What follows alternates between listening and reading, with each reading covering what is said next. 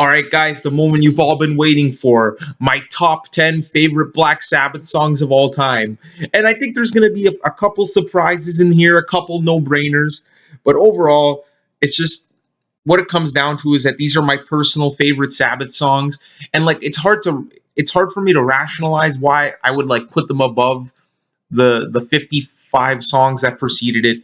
But really what it comes down to is they're just my personal favorites. They're the ones I listen to the most. So without further ado, number 10, it's going to be a national acrobat from Sabbath Bloody Sabbath. I mean, what's not to love about this song? That opening riff is just incredible. It just sucks you in. It's so hypnotic. And then just the lyrics about how like unborn embryos, they're so creative. And then my favorite part of this entire song, and one of my favorite moments in their entire discography, comes in the final 2 minutes of the song, where the song just totally changes tempo into this upbeat, uplifting part. Tony Iommi's playing his ass off. The whole band's going crazy.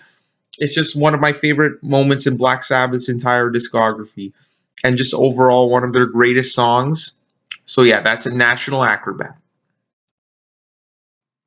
Coming in at number 9, this may or may not surprise you guys, but it's going to be Under the Sun slash Every Day Just Comes and Goes from Volume 4. The first Volume 4 track in a while, now that I think about it. But yeah, guys, this is absolutely one of their heaviest, most bone-crushing songs that they ever composed.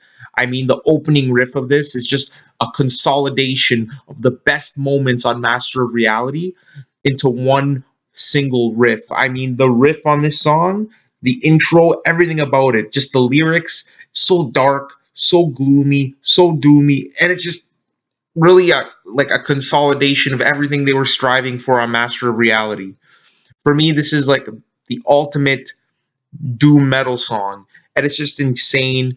I mean, you have that break in the middle with the everyday just comes and goes part, which I'm pretty sure was ripped off from Deep Purple's Flight of the Rat. I'm pretty sure it's the exact same riff.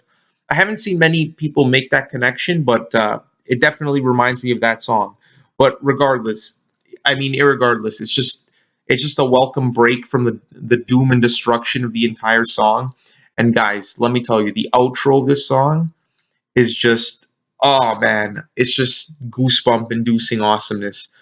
The outro of this song is probably one of their greatest outros, and it's just, it's up there with like Fairies Wear Boots, things like that. Like those outros that just leave you wanting more. And it's just the perfect way to end the album. It's like you feel like you're descending into like a black void as you listen to this outro. So yeah, Under the Sun is definitely one of my favorite Black Sabbath songs, and probably the last of their like doom metal songs. You'll see the rest of the list is kind of like their more experimental shit, but for me, this is like their best pure doom metal song. What is this that stands before me, figure in black, which points at me?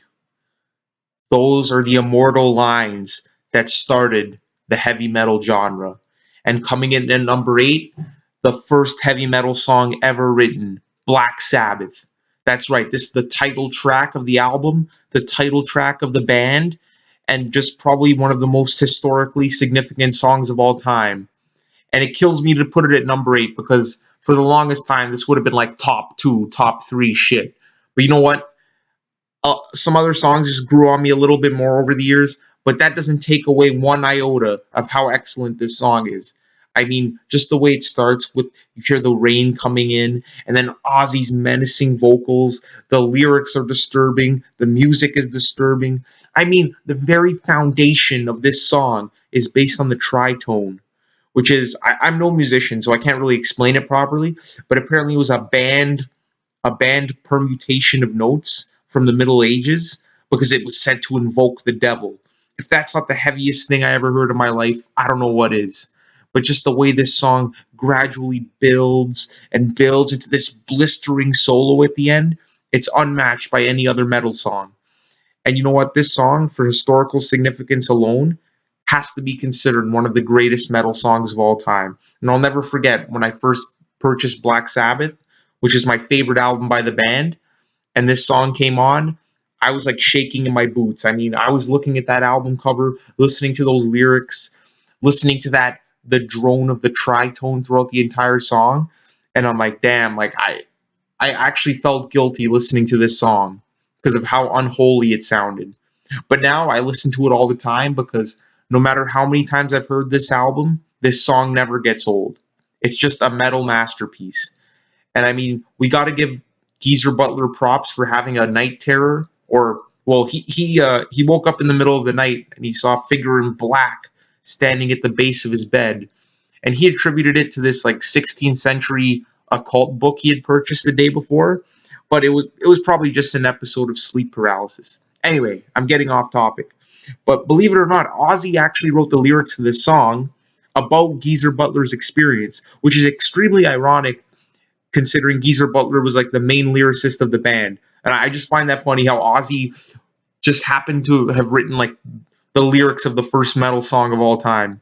So we got to give Ozzy some more credit, guys. He wrote some pretty good lyrics too. But yeah, it's just fantastic. And it's a little controversial because Wicked World was actually the first song they wrote as a band. And I definitely consider that heavy metal. So maybe this is the second heavy metal song ever written. But you know what? It's the first song on the album. So it goes down in most people's minds as the first time they heard heavy metal.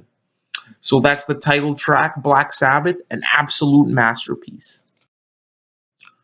All right, number 7, another song from my favorite Sabbath album of all time. It's going to be The Wizard. And I know what you're thinking. This might be coming at a big shock to you guys because I'm putting this song above the title track, the masterpiece, Black Sabbath. And I know you're probably thinking I'm fucked in the head or something, but I just can't get enough of this song. I mean, if someone was holding a gun to my head right now and said, what would you rather listen to, Black Sabbath or The Wizard? I can't lie. I gotta choose The Wizard. I mean, I just love everything about this song. I love how unique it is with the harmonica playing such a significant role in the sound of the song. And it's not like it's less heavy than any of the other songs on the album. I mean, this song rocks. The riff is crushing. It's got harmonica and it seamlessly incorporates those blues elements. And it's just for that reason alone, it's so unique and so interesting. And it's just, when I think of the debut album, this is always one of the highlights for me. I mean, when I get to The Wizard, I am rocking out full force. And I don't know what to say. I just love it. It's just a fantastic Black Sabbath song. And objectively speaking, I realize it probably isn't as good as the title track. But for me personally, I'm a huge blues rock fan, and I just really appreciate how the band started off with their blues roots and just basically encased it in molten metal and just created something just so unique and so spectacular. So yeah, number 7, it's gonna have to be The Wizard. Coming in at number 6, a true Black Sabbath epic, the final song from their debut album. It's called A Bit of Finger, Sleeping Village, Warning, a combination of 3 classics into one long suite. And this song has always been my favorite song from the debut album, but in recent years, one song has surpassed it. I'm sure you guys can already figure out which song that is, but I do not like this song any less than I always have. I mean, it's just amazing. The atmosphere at the beginning of the song with the Sleeping Village section is spine chilling. I mean, you could picture a village in medieval England, at the time of the plague, and the sun rising to a dead village that was like completely wiped out by the plague. That's my interpretation of it, but obviously you can have your own interpretation. And then the meat and potatoes of the song is the epic warning, which actually is a cover, believe it or not. Not really musically, but lyrically, it's a cover. And Ozzy sounds fantastic on it. It's extremely catchy. But the real highlight of the song is the masterful guitar playing by Tony Iommi. I mean, this is his longest solo, and the song really gives him the time to stretch out and breathe and just show the world like why he's one of the greatest guitar players of all time. And when I mean a solo, I mean this is the mother of all solos. Like the bass cuts out, the drums cut out, everything cuts out. And for a good 2 minutes, we just get Tony Iommi playing some of the most spine-chilling solos you've ever heard. Definitely one of Sabbath's best songs, and I have a lot of memories of just getting lost with this one. All right, guys, coming in at number 5, one of my all-time favorites, "Killing Yourself to Live" from Sabbath Bloody Sabbath. Now, this may come as a surprise to some of you guys, but for me, it was a no-brainer. From day one, this song has hit me extremely hard. I mean, I have never grown tired of this song, and I've heard it, I guess, hundreds of times at this point. I mean, musically and lyrically, this is one of my all-time favorite Black Sabbath songs. Musically, it just exemplifies everything that's great about the album Sabbath Bloody Sabbath.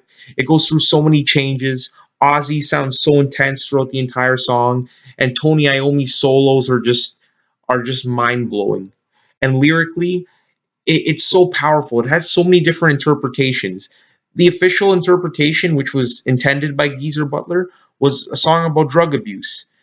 People shooting up to get high, basically shooting up to enjoy their lives. But in reality, they're just destroying themselves in the process, brushing aside family, brushing aside friends, just for a few fleeting moments of ecstasy.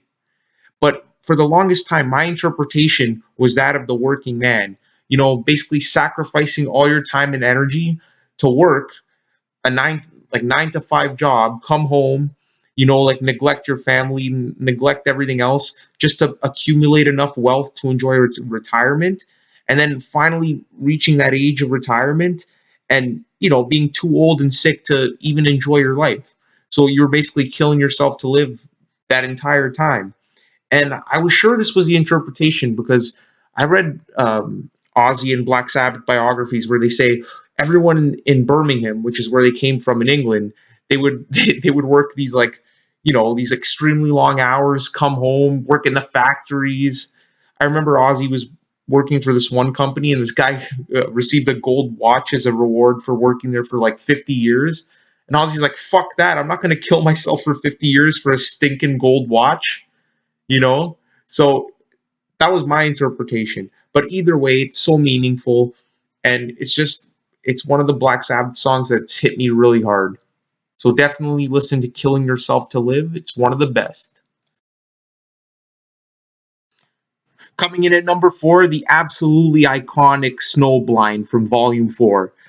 I mean, I can't really say much about this song. It's considered one of the greatest metal songs of all time, and it's definitely in my top 10 metal songs of all time. I could definitely see why.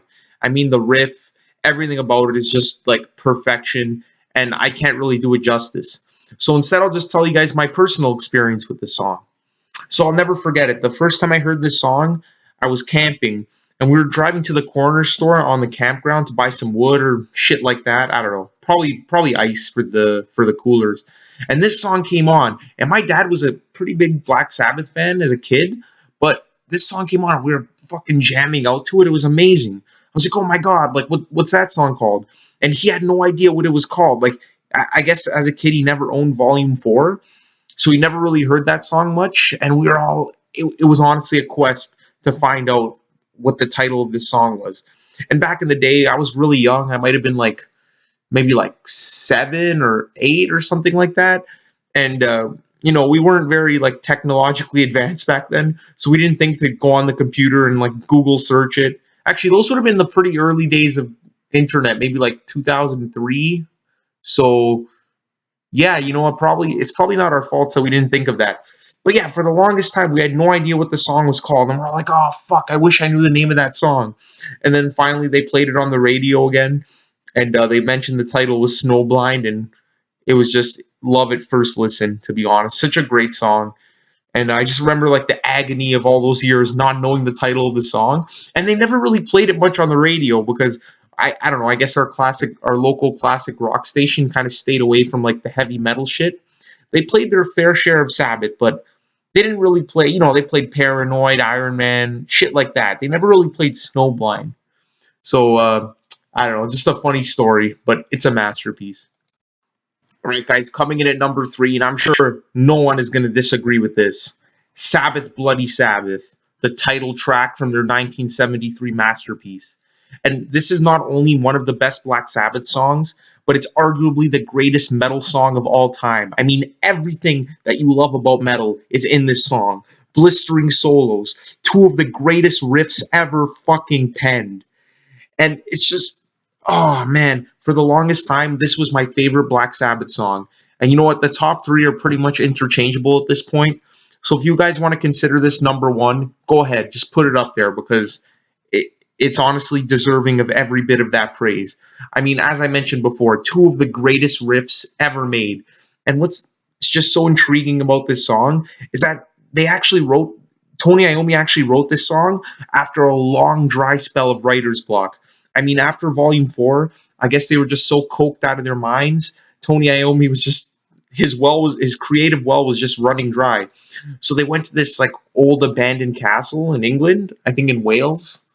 Yeah, in Wales, well, which is part of England anyway. But they went to this castle and inspiration struck. And out of nowhere, Tony Iommi just pulled these riffs out of his ass and wrote the metal anthem. Honestly, this song is just representative of the entire metal genre, and it's just the pinnacle of metal musicianship. Honestly, it's just ridiculous. And what's so great about this song is that it just effortlessly alternates between bone-crushing riffs and sheer beauty. I mean, that part where Ozzy's singing, "Nobody will ever let you go when you ask the reasons why." I mean, that part is just so beautiful. You even have the acoustic guitar in the background. And then fucking 20 seconds later, you're getting that bone crushing riff. You know, the.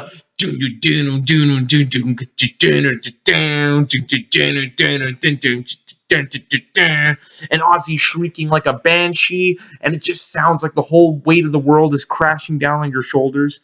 The contrast is just incredible. And only a band like Black Sabbath can really pull that off with such perfection. So Sabbath, Bloody Sabbath, consider it number one, consider it number three, but it's definitely one of the ultimate metal songs. Coming in at number two, one of my absolute favorite songs of all time, the first suite from their debut album, WASP, Behind the Wall of Sleep, Bassically, and N.I.B. Now, this song here is just 10 minutes of pure ecstasy. I mean, I love every millisecond of this song, and I just have such a strong personal connection with it that there's no way it wouldn't have been in the top three. I mean, this song here is a no-brainer for me. It could have easily have been number one as well, but it's just Black Sabbath perfection. I mean, just starting right off the bat with Behind the Wall of Sleep, it's just, oh my God, it's just so good. It's like the ideal Black Sabbath song. And then when you think when you think like, oh, this can't get any better, Geezer Butler's iconic bass solo comes in and ushers in one of the most epic Black Sabbath songs of all time, N.I.B. And you know, I consider this whole suite as one song, which is why I didn't split it up into its individual components, because that's just how it was presented on the album. It was presented as one continuous track. And that's really how I listen to it. I don't skip over Behind the Wall of Sleep to get to N.I.B. I hate that shit. Like it just works as a whole so perfectly. And oh my God, guys, the riffs in N.I.B., especially near the end, right before the guitar solo, are some of the most uplifting riffs I've ever heard in my life. I mean, when I hear that shit, the hair on the back of my neck stands up every single time. I feel like $1,000,000. I feel like I can do anything. And Ozzy Osbourne's just singing his freaking ass off. Oh my God, that part where he sings, "Your love for me has just got to be real before you know the way I'm going to feel." It's just, oh my God. When he sings that, it's just so uplifting, so powerful. Even though it's about a romance between Satan and mankind, it's just, oh my God. It's so powerful and uplifting, just regardless of what the lyrics are about. Definitely one of the greatest songs of all time. And let me tell you guys, I was freaking ecstatic that they decided to play this entire suite on their end on Black Sabbath's The End tour back in 2016. Definitely the highlight of the show for me. I was almost in tears at how amazing it was. Number one! I'm sure you guys already know what it's going to be. You've been following along the list. There's been one major omission. That's right. Number one, coming off their sophomore album Paranoid, is the epic masterpiece War Pigs. This is my favorite metal song of all time. Sure, a lot of songs come close, like N.I.B, Sabbath, Bloody Sabbath, fucking Master of Puppets, Seventh Son of a Seventh Son by Iron Maiden, and many more examples. But War Pigs will always be my favorite heavy metal song of all time and my favorite Black Sabbath song. I mean, I love every single microsecond of this song. Fuck it. I love every single nanosecond of this song. It's the perfect metal song. I mean, everything, everything about this song is perfection. The anti-war lyrics just gripped me from a very young age. When I first heard this song, back when I was about, well, this is the first time I actually consciously remember hearing the song, was when I was about 12 years old. The lyrics just, oh my god, I got goosebumps. The lyrics just totally enthralled me, and like it really made me feel a sense of the injustice of war at a young age. And oh my god, guys, let me tell you, the guitar playing is ridiculous on this song.